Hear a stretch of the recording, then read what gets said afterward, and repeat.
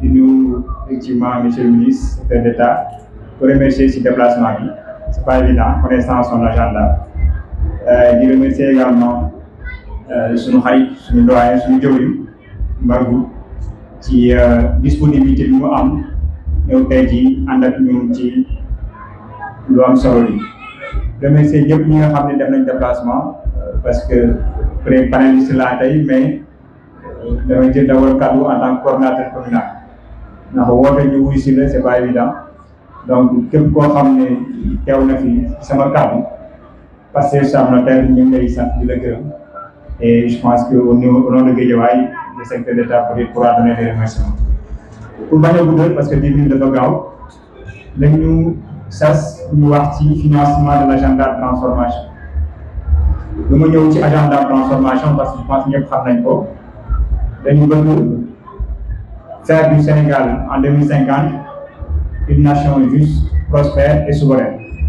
loolu mooy yéene ci en 2050 ñu ne pour def ko dañu koy tënk ci benn master plan boo xam ne dafay dem ba fii ak 2034 avec des indicateurs yoo xam ne am na lu ci mbar bu dund yoo xam ne buñ ci yeggee population yi dañu ci mën a natt pour xam ba xam ñun yoon bi ñu jël pour dem ci nation juste souveraine et prospère est-ce que yoon wi baax na am dégg mais ñu ne loolu balaa ñu cay yegg dafa sori 2024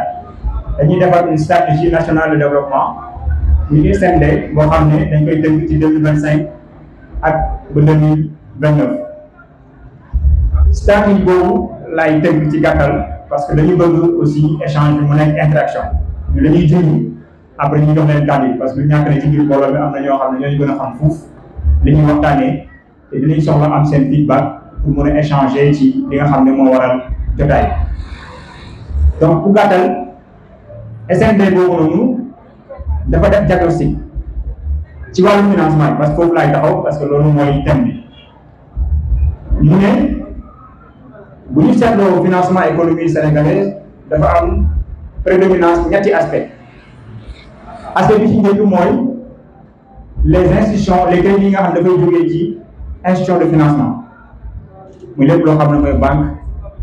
partenaire au développement bi ñu woowee PTF ñi nga xam ne ñoom dañuy financer l'économie beneen bi muy li nga xam ne dañuy woowee les investissements directs étrangers les IDE troisième bi mooy li nga xam ne moom la waa migrants yi di envoyé mooy la diaspora généralement di envoyé mu nekk les fonds issus de la diaspora ñu ne Sénégal booy xool financement économique ñett yooyu ñoo ko dégg les crédits des institutions financières les investissements directs étrangers ak les transferts yi nga xam ne moom la migrants yi def ñu la diaspora boo ko doon càmbare ba ci biir bi da ngay gis ne li ci ëpp ci crédit yi nga xam ne par exemple day dem ci institution financière yi jóge ci ñoom dem ci secteur privé bi 55% yi ay crédit de court terme la loolu boo ko doon xayma ba jël misaal nga jël ñun ñi fi toog ñii ñi fi mos a am crédit bancaire ñëpp boo ko doon xayma dañ ne 40% yi crédit de consommation maanaam da ngay day def prêt pour par exemple takk jabar wala nga jënd chambre à coucher wala nga jënd oto wala ñu mel et donc souvent c'est des crédits de court terme beneen bi mu ne l'inclusion financière de manière générale dafa faible nit ñi nga xam ne am nañ accès ci crédit yooyu dañu néew lool parce que souvent boo amul yenn salaire yi amoo yenn contrat yi pour nga am crédit au Sénégal lu jafe-jafe wala boo crédit ay 100 000 francs 200 000 ñu ko cassé ñu mel jafe pour ne pas citer ci yooyu ngay dal te day fekk nga am activité boo xam ne aussi ñoom mën nañ ko natt diagnostic bi large na mais comme ni la am du ma ci solo li am solo mooy lan lañ bëgg a def après diagnostic boobu noonu ñu ne pour ñu génn ci situation boobu nga xam ne su économie dëkk dafa sous-financé te l'essentiel même des écoles de financement boo xoolee croissance bi muy généré bitim réew lay jëmaat 85% de notre finance de notre économie est extravertie de notre croissance économique est extravertie parce que ñiy joxe suñu financement bi ñoom duñu ay doomu réew yi ci ëpp boobu ñu ne kon dañu bëgg a def changement de paradigme et apporter une rupture dans le financement de l'économie pour financer la SND dañu xayma ni 18 500 milliards de francs CFA lañu soxla 18 500 milliards de francs CFA moo war a financer approximativement la stratégie nationale de développement ci 18 500 milliards yooyu noonu ñu ne fan lañ koy jëlee état ne dama bëgg a d'abord compter sur mes ressources propres parce que dañ naan ndimbal na ci fekk loxol borom pour ñu def ko il faut d'abord ñu élargir l'assiette fiscale Sénégal boo xoolee 98% de notre économie est informelle 2% ñoo formalisé donc mun naa ne 2% ñoo fay impôt su ma ko doon wax de langage sur langage imagé état ne nguur bu bees yi dañu bëgg a élargir l'assiette fiscale mais pour le faire il faut que ku nekk nga contribuer lu dañuy yokk impôt yi mais dañuy élargir ñi daan fay bu doon ñaar ñetti ñooy fay dañuy fexe koy fukk ñaar fukk wala juróom fukk di fay loolu mooy idée wu élargir l'assiette fiscale pour mu am il faut que nga def économie boo xam ne ñi koy porter c'est des acteurs qui sont formalisés attention formalisation ak immatriculation bokkul souvent boo nee formalisé ñu jàpp ne mooy dem ci tribunal ba ou sa registre de commerce ak sa NINEA ñëw taxaw ne man entreprise la déedéet loolu am nga immatriculation mooy reconnaître nañ ne créer nga entreprise mais formalisation beneen étape la mooy da ngay am comptabilité am ay contrat jël ay nit di leen fay contrat di leen fay ay salaire bu baax di tenir comptabilité di fay impôt correctement di déclarer ses états financiers ñu mun ko certifier ne tu es une entreprise formelle loolu bu ñu xoolee ci économie sénégalaise sur les 470 000 et quelques unités économiques il n'y a que 8200 environ yoo xam ne ñoo ci formalisé sur les 480 000 environ unités économiques yi au Sénégal c'est environ 8200 ñoo ci am état financier certifié yoo xam ne mën nañu wax ne ñii c'est des entreprises formelles yoo xam ne ñu ngi fay impôt correctement te loolu doxul économie donc suñu première bataille mooy bi ñu war a gagner mooy fexe ba élargir l'assiette fiscale pour que entreprises formelles yi gën a bëri ñi fay impôt gën a bëri mais également employés yi nga xam ne ñoom ñooy fay impôt sur le revenu ak yu ni mel ñu gën a mën a bëri. Deuxième élément mooy ñu mobiliser le secteur privé donc parce que bu ñu formaliser effectivement li ci xaar lu bëri mooy secteur privé national boo xoolee sur les 18 500 milliards bi ñu wax ne moo war a financer l'agenda de transformation les 5 000 voire 6 000 milliards sont attendus du secteur privé national secteur privé de manière globale pas seulement national mais aussi secteur privé étranger mooy économie bi ñu bëgg a tabax parce que boo xoolee agenda bi dañ ne dafa am 4 axes stratégiques benn axe stratégique mooy économie compétitive économie compétitive boobu noonu boo xoolee di nga si gis 4 moteurs de croissance ci 4 moteurs de croissance yi ci nga gisee ne fan la état bëgg a sukkandiku pour transformer radicalement son économie daf ciy bokk mbay agriculture ak industrie agroalimentaire nga xam ne dafa nekk secteur boo xam ne boo jëlee financement bi nga jël l'ensemble des crédits du secteur bancaire sénégalais maanaam ñi fi nekk ces banques nga xam ne une trentaine de banques commerciales les banques de développement et autres boo jëlee li ñuy financer lépp par an 3% donc moo ci dem secteur boobu nga xam ne mi ngi employé environ 70% de la population active au Sénégal 70% de la population active ñu leen di jox crédit boo xam ne 3% lay représenté ci crédit yi gën yëpp ci économie gis nga discordance bi am ak désarticulation bi nga xam ne moo am ci économie boobu loolu mën a am développement ñu ne kon donc il faut ñu fexee que secteur privé bi ñuy mobiliser mu mun a investir davantage sur ces moteurs de croissance yooyu nga xam ne moom la état identifié comme moteur de croissance yu war a tirer sa croissance mais encore une fois une croissance endogène parce que wax naa ko sànq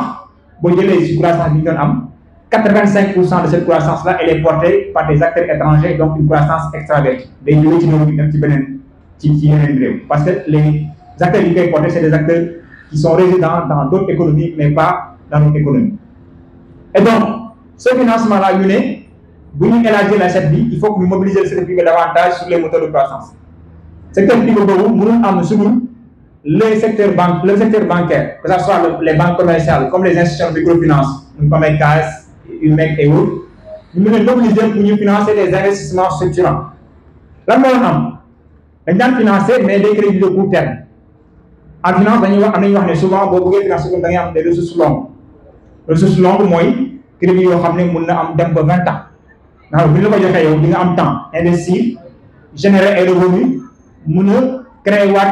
une plus-value mu mun a duggaat ci économie mun a suufal économie boobu mais li ñu remarqué mooy que ni économie sénégalaise bi doon financé très souvent les 40% voire 50% c'est des crédits de court terme. Dans notre approche ñu bëgg dañuy jëm ci loolu dem ci des financements yoo xam ne day dem sur des ressources longues yu mun a financer cette économie là mais cela pour ñu def ko dañ ne dañuy def recours à l'épargne publique. Gis ngeen au mois de juin je pense fàttewu leen ko ñu lancé un emprunt obligataire à travers l'épargne publique. L'État dafa bëggoon ne dafay mobiliser 300 milliards à travers les Sénégalais d'ici et de la diaspora parce que li mu wax sànq c'est extrêmement important dëkk waa réew mi ñoo koy tabax d'abord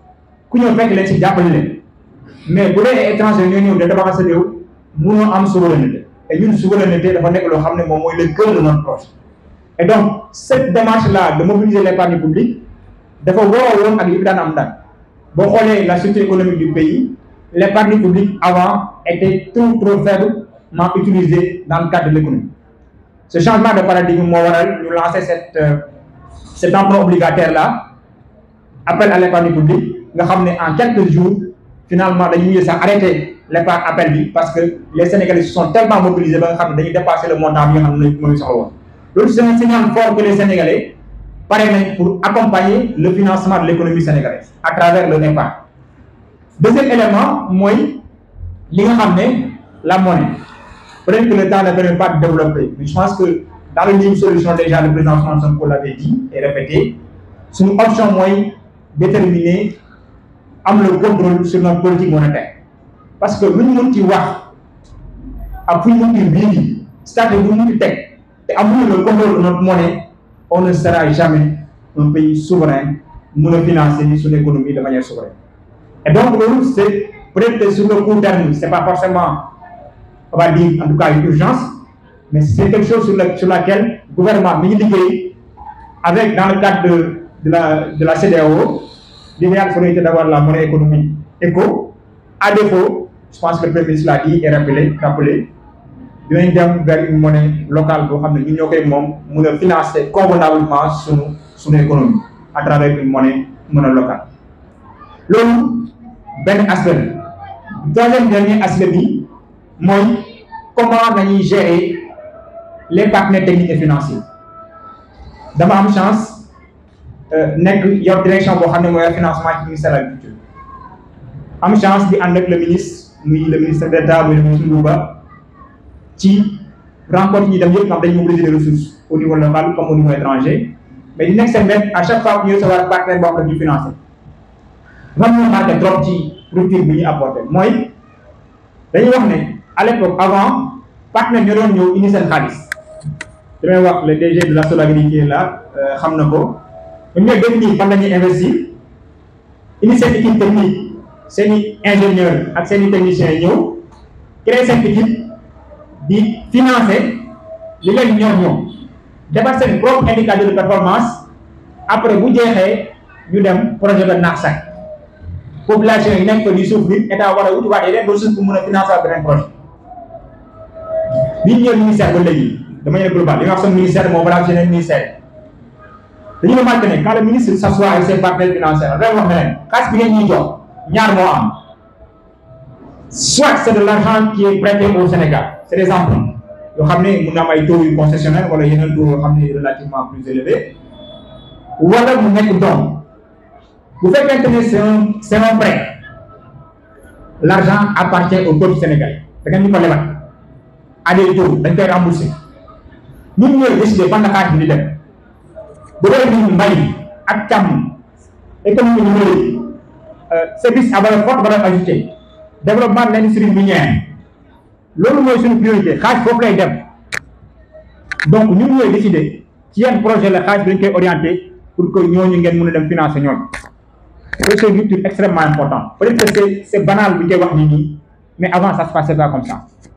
Et dans le cadre du financement de l'économie vous allez voir que ça va changer fondamentalement là. Beneen élément bi ces 2 derniers jours dama nekkoon ci benn atelier bu ñuy finaliser le code des investissements le nouveau code des investissements. Vous savez financer une économie il faut d'abord nga am un environnement des effectifs favorable Si l'environnement des affaires n'est pas favorable, vous avez beau parler, mais les investisseurs, soit locaux comme étrangers, ne viendront pas mettre leur argent dans ces processus prioritaires-là. Donc, le Sénégal est en train de travailler à réviser ces 3 codes, le code des investissements, le code des impôts, mais le code des droits également. ñetti code yooyu actuellement ñu koy réviser pour mën a gën a rendre l'environnement des affaires attractif ba nga xam ne bépp investisseur mu nekk au niveau local comme au niveau étranger boo ñëwee tey jii ñu jox la tegal les projets prioritaires yi nga xam état bu la taxaw moom la teg di nga am encore environnement boo xam ne dina permettre mu mën a dugal sa xaalis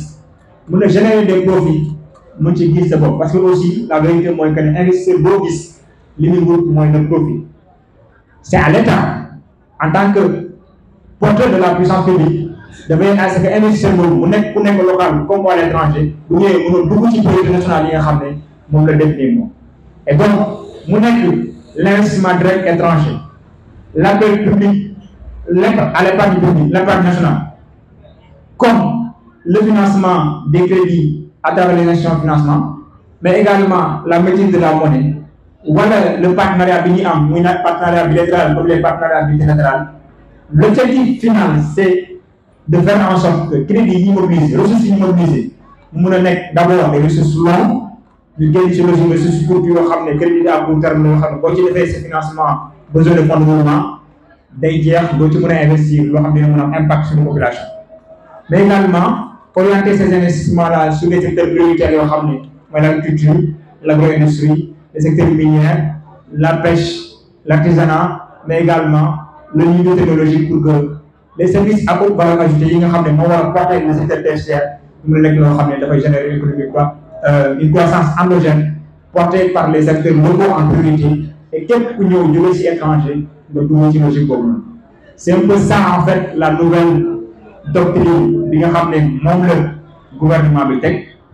Les chiffres, comme je l'ai dit, c'est 18 500 milliards de francs CFA à mobiliser sur les 5 ans à venir. Les 5 000 voire 6 000 milliards sont attendus du secteur public national comme étranger. Le financement local sera mobilisé à travers la fiscalité qui sera élargie, élargie la matière fiscale, mais également une mobilisation de l'épargne nationale, l'épargne locale publique,